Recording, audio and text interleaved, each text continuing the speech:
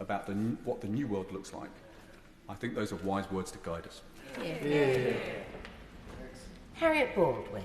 Thank you very much, Madam Deputy Speaker, and can I congratulate the Honourable Lady, the member for Rotherham, the Chair of the International Development Committee, for securing this important debate. And it's an honour to follow the member for Birmingham Hodge Hill, and I think there was a lot of wise history and very important points that were raised that I hope we will hear an answer on when the Minister rises to the dispatch box. And I do want to commend the Minister, and just to say how incredibly energetically she works on this agenda, and to salute her indefatigability and the results that she has delivered on this agenda.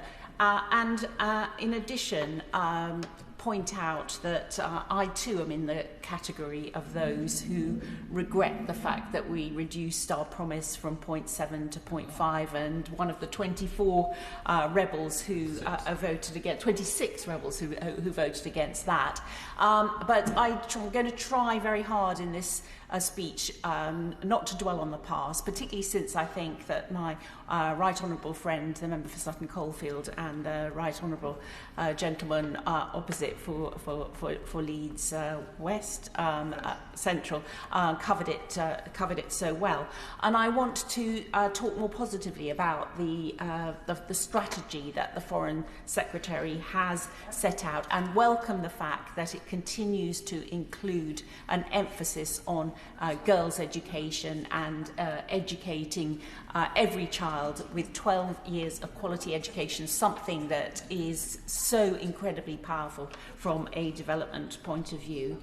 But what I want to dwell on today really is around soft power and the need for us to up our game in terms of soft power from its already high level, because of this pivotal time that we are in history at the moment, Madam Deputy Speaker. On the 24th of February, when Putin began this evil invasion of Ukraine, we shifted into a new historic era, an era where it is so clear that the forces of evil and authoritarianism are on the advance against those forces of liberal democracy that we have for too long had taken for granted, and realised now that we do have to stand up for our freedoms. Freedoms are not free, Madam Deputy Speaker, and we do need to think about how we can best make the case for those freedoms. I have the privilege of chairing the British group in the Interparliamentary Union, and in that role I was at the Assembly in Indonesia in March, and leading the delegation where we wanted to put out a very strong statement condemning Russia's invasion of Ukraine. You would think that would be a relatively uncontroversial thing, particularly since the UN had carried the motion so strongly, but in fact it is proving to be quite a battle, and it is a battle for ideas and a battle for soft power. It's an area where the UK has great assets and great strengths, and that we need to increase the energy and emphasis that we're putting into those strengths. I cite, for example, the BBC. We spend a lot of our overseas development assistance budget in making sure that we communicate in languages like Yoruba, in languages like Tigrinya, in languages that are widely heard around the world. And this is an important part of how we can get accurate information across to countries that are being fed disinformation from Russia, and particularly disinformation about this battlefront that has occurred in terms that we've heard about today, energy, the price of energy, and then the price of food, and the stresses that's putting on our economy. Can you imagine how much stress that's putting on some of the very poorest countries in the world? And yet, as we heard last week when we had some Ukrainian MPs visiting us here in Parliament, that is being weaponized by Russia as an attack on Ukraine. The message is going around in some of the very poorest countries that the reason that your energy and the reason that your food prices have gone up so much, it's because of those Ukrainians. And so we really need to be upping our game in terms of counteracting that messaging, having a really strong communication strategy, making sure that we're using this incredible soft power that we have through the BBC. Another example is the British Council. Next week, I am leading a delegation to Kosovo. Now, Kosovo is one of those countries which is very much, because it's in the Balkans, one of these countries that's effectively on the soft power front line.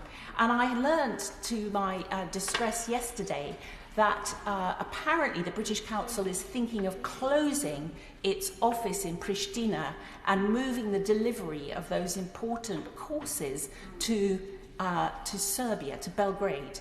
And I would urge the Minister to go back and ask her officials to look into that for her, because we really must make sure that those incredibly valuable soft power tools that we have, like the British Council, like the BBC in so many foreign languages, are able to counteract some of the terrible messaging that we're getting in what is now a war between the good of liberal democracy and the evil of authoritarianism. But can I particularly highlight for praise in that soft power battle the decision that the Foreign Secretary took to rename one of Britain's greatest hidden soft power assets, CDC, as British International Investment. I say 3 cheers for that decision.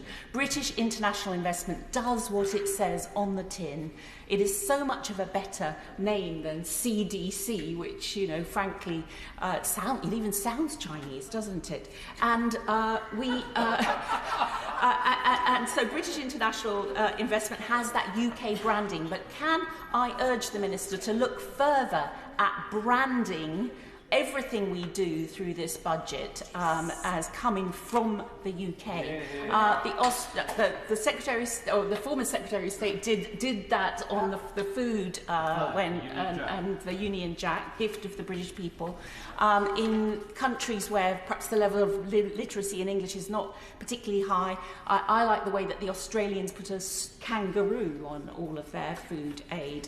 But can we do more to show that this is coming from us? We are in an information versus disinformation battleground at the moment. And as others have said so eloquently, we are going into a period where food insecurity, famine is on the march again, particularly across the Horn of Africa. The UK can also play an important role in using our hard power to get the grain out of Odessa.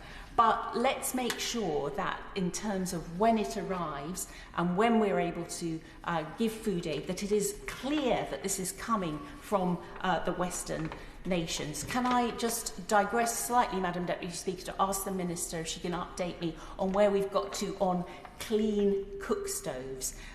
This is something where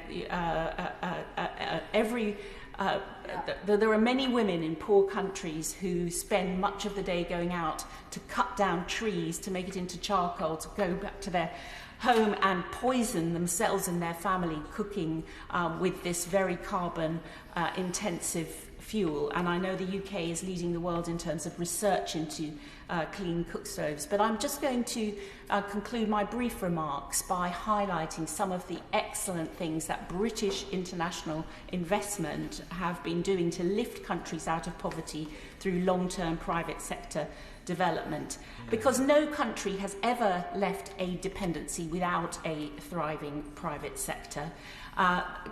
Companies that have been invested in by British international investment employ nearly 1 million people around 64 of the world's poorest countries. That is the kind of very practical and sensible intervention that really makes a difference. I'm so glad it's now labelled from the British government. I'm so pleased that 479 million of investment has gone into climate finance. There is so much more that can be done on this because because we have countries that have very little in terms of electricity distribution who can benefit from clean energy and clean energy investment that will make so much more sense economically than other sources of energy. So I want to just reiterate the key point of my speech is really from here, how do we make the best of what we have?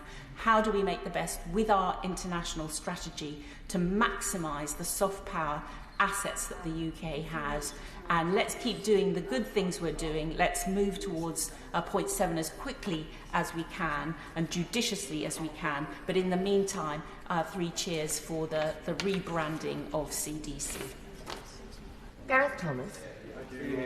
Deputy Speaker, it's a pleasure to follow the